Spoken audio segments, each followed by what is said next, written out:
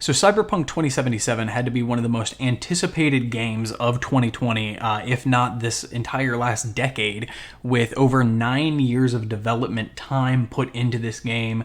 I understand that they spent a lot of time with delays and things like that slowed them down. But again, 9 years of development for this game. I want to keep bringing that up. Just to emphasize how long they have been working on this game compared to how long other games may be worked on, right? So the game Cyberpunk 2077, overall, I enjoyed playing. I finished the storyline as a nomad, and I also got a good way through the game as a corpo. And for the most part, it's a very fun game. The issue that I had playing this game was the amount of weird decisions that they made and the massive amount of bugs that were in the game for a game that has been in development for over 9 years. Again, I want to keep pointing that out. 9 years of development time. I don't care if some of those years were spent on weird delays, not actually working on the game full time or even part time. That is a lot of time to sit down and get the kinks of a game worked out before you publish it and release it to the masses. Now, CD Projekt Red did a really good job with this game, and for an open world RPG, I think they did a lot of things right. I love open world games. It is my favorite type of game to play. The Elder Scrolls series was by far my favorite game series of all time. I cannot wait for the next one to come out. Actually, my very first game ever was Oblivion / Morrowind. Like my first real game, besides like Super Mario's and stuff like that, was Morrowind / Oblivion.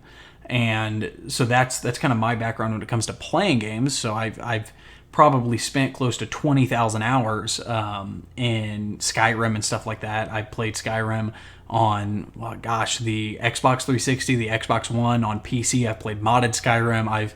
I've spent a lot of time in open world RPGs. Now, I'm not trying to give this game the same level as the Elder Scrolls series. I understand that they are completely different games, but they are both open world RPG games. Now I'm going to get into the things that I really strongly disliked about this game. And of course, I'm not technically done with the game yet. I've completed the main storyline. I've completed almost all of the main side jobs that you can do, working with different people that you meet throughout. Obviously, I have not gone through all the gigs and real small things like that, but I've done a decent amount in the game. And I've gotten up to I believe around level 35 or level 40, somewhere around there, on my main character that I've been playing on. But in my time playing the game, the massive amount of bugs, clipping issues, and glitches that have happened throughout me playing the main storyline were just obscene. Now, thankfully, after I got out of the main storyline and started doing just all the other little side jobs, I had less issues. But during the main storyline, during cinematic scenes, there were so many weird clipping issues where, just weird random things would happen. I don't want to spoil anything if you have not played the game, so I don't want to say in what scenario different things happened, but I will play some little clips, if I haven't already, of weird things that have happened, and I'll keep any spoilers out of it. Obviously, I'm not going to ruin the game for anyone or give anyone hints on what will be happening next if you are still playing through the game. But some really weird clipping and bug issues. Now, on top of that, the issues that impacted the game severely were issues where I would go, I'd be driving down the street and I would just hit some invisible trash can or something that was not on my screen. My car would go flipping and flying down the road. My car would crash and blow up and kill me. Really weird things that just should not be in a game that's been in development for this long. I also fell off the map a couple times while driving. I would turn down a road and all of a sudden I would just start falling under the map, and it would automatically kill me and restart me at my last checkpoint. which are really, really annoying issues. And then I don't think I have a clip of it, sadly, but one of the weirdest thing that happened was doing one of the missions with Pan Am. I vaulted into a window, which I was supposed to do. I was told by her to vault into this window. And as I vaulted into the window, it threw me backwards a good 500 meters and almost killed me. It put me at like just a sliver of health left, throwing me halfway across the map into the desert, and then made me run all the way back to the window that I just tried to vault through. That was really, really weird. All of these issues are just issues that should not be in a game like this. Obviously, when a game launches, when it releases, there are going to be issues, but not to this degree. I know PS4 players have had even more issues not even being able to finish the storyline because of the amount of glitches, which I think is just absolutely ridiculous. But moving on from stuff like that, I do want to quickly talk about one thing that I think they did really well, which was the ability to skip ahead during dialogue. Obviously, this is not something new that they came up with.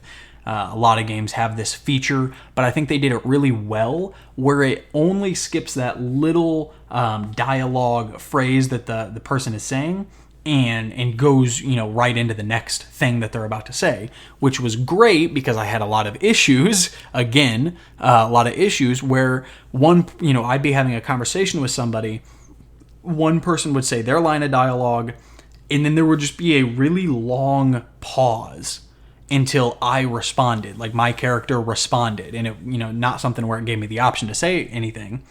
There would just be this really, really long pause of sometimes close to 10 seconds. And then sometimes it would happen vice versa, where I would say something, I would get done speaking, and then there would just be this really long pause before they answered. Weird issues like that. It just helped speed up the game in those weird issues. I still got to hear everything that was being said or read the dialogue, but it sped up the amount of just idle time sitting there waiting while nothing's happening and nothing's being said. And then I also had issues, again, this is another issue, but that's really the things that I've had the most to say about this game is issues.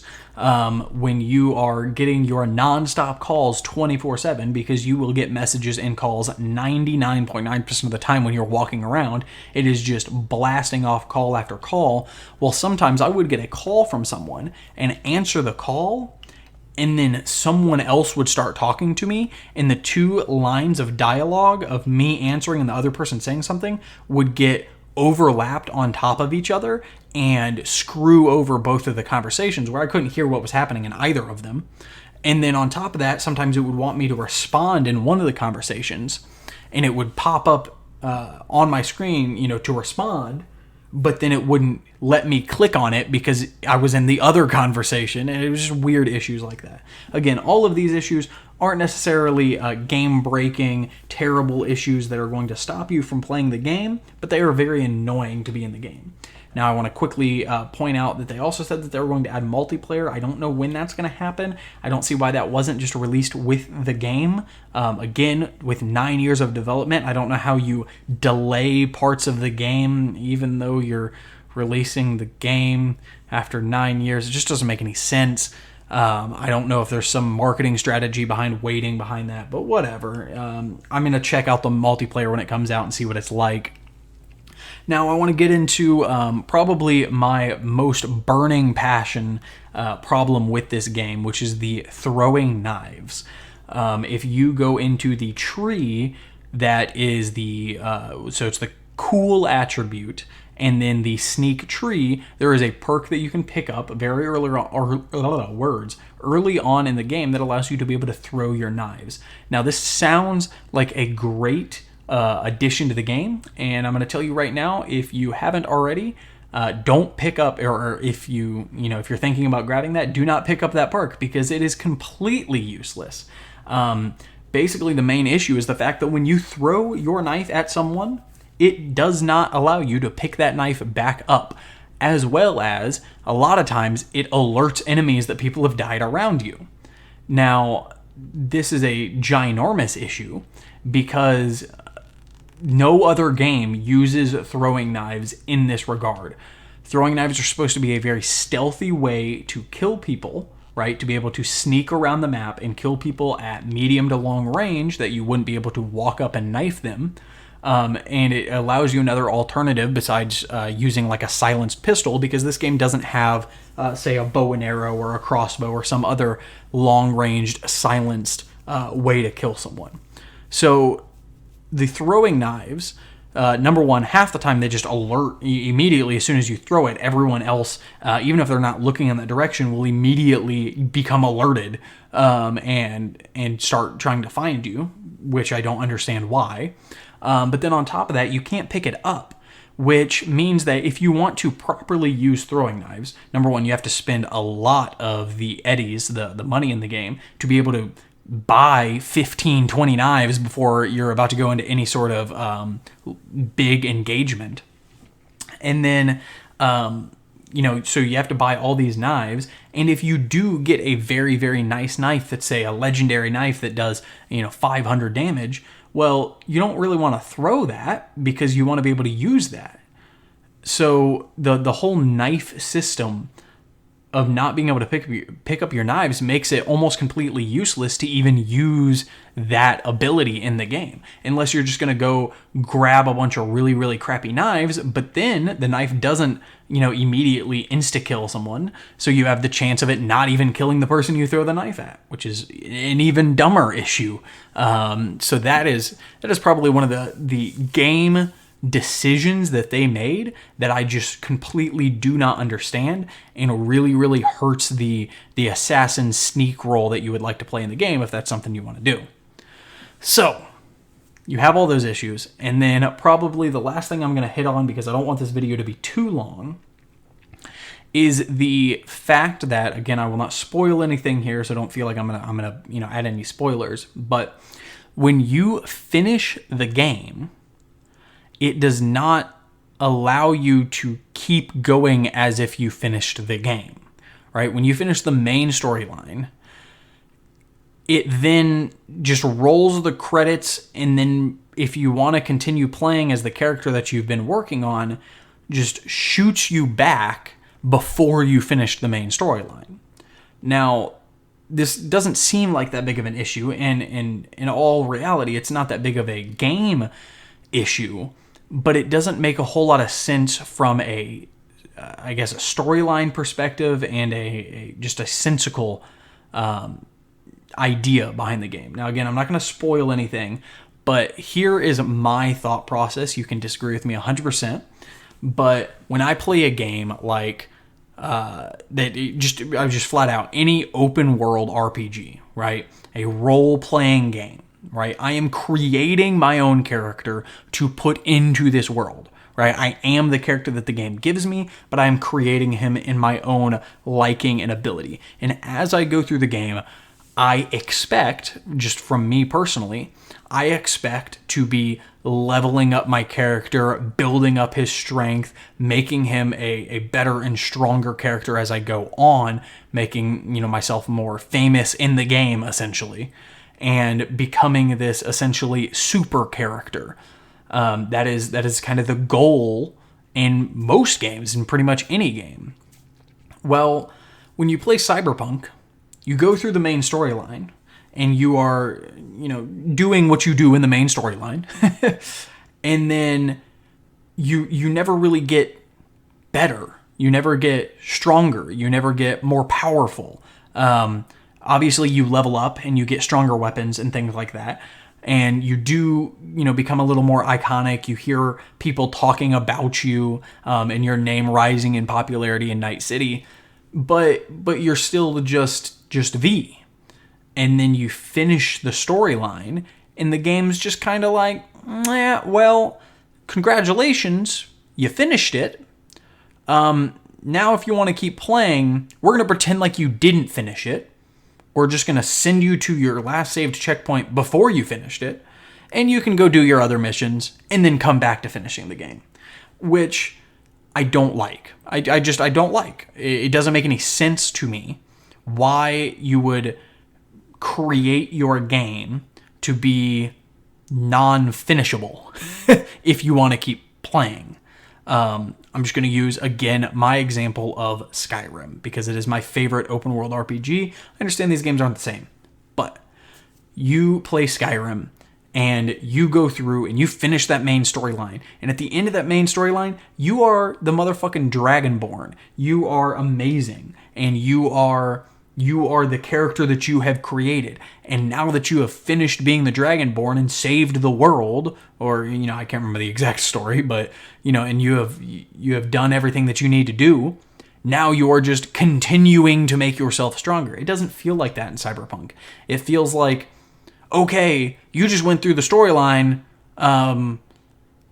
Okay, so if you want to play the other stuff, you gotta stop doing the storyline. It's just a weird marketing game decision, in my opinion. Overall, I think the game was fun. I think the storyline is awesome, and I like the actual story behind the main storyline and all of the side gigs. But number one, it was a very short main storyline. I completed it in like 5 hours, maybe, and that's listening to all the dialogue. That's not like skipping through speed running it. I mean, like, I literally went through, and I think it took me 5, maybe 6 hours to complete the storyline, and I was like, oh wow, I'm done. Like, I see the credits roll, and I'm like, oh, that was 9 years of development. All right, well, if you guys enjoyed the video, I'd appreciate it if you leave a like, comment, and subscribe. Y'all take it easy.